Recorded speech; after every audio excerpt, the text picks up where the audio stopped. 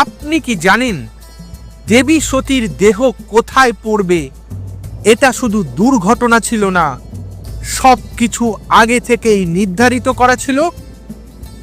দক্ষযজ্ঞে অপমান সহ্য করতে না পেরে দেবী সতী যোগাগ্নিতে আত্মাহুতি দেন।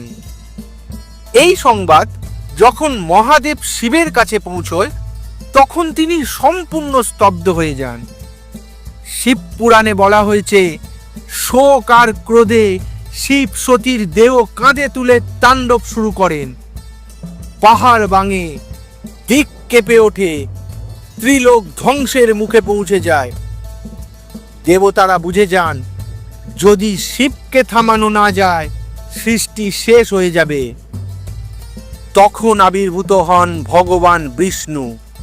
তিনি জানতেন মহাদেবকে সরাসরি থামানো অসম্ভব, তাই ভগবান সুদর্শন চক্র দিয়ে সতীর দেহ খণ্ড খণ্ড করেন। কিন্তু এখানেই আছে আসল রহস্য। শিব ও দেবী পুরাণ অনুযায়ী সতীর দেহ যেখানে যেখানে পতিত হয় সেখানে আগে থেকেই ছিল আদ্যাশক্তির সূক্ষ্ম উপস্থিতি।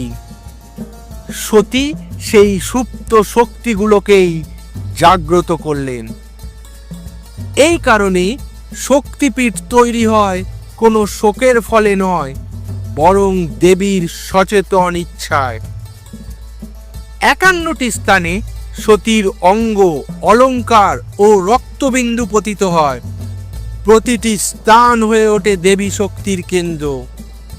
কামাখ্যায় পড়ে দেবীর যোনি, কালীঘাটে ডান পায়ের আঙুল, জ্বালামুখীতে জিহ্বা। এই স্থানগুলো তাই আজও জীবন্ত শক্তিক্ষেত্র। শিবের তাণ্ডব থামে, কিন্তু দেবীর শক্তি থেকে যায় পৃথিবীর বুকে। শক্তিপীঠ মানে শুধু তীর্থ নয়, এগুলো দেবীর চেতন শক্তির দরজা। ভিডিওটা কেমন লাগলো অবশ্যই কমেন্টে জানাবেন, এবং ভিডিওটা ভালো লাগলে একটা লাইক করে দেবেন এবং বন্ধুদের সঙ্গে শেয়ার করে দেবেন। আর মিথিক বাংলা চ্যানেলকে সাবস্ক্রাইব করতে ভুলবেন না।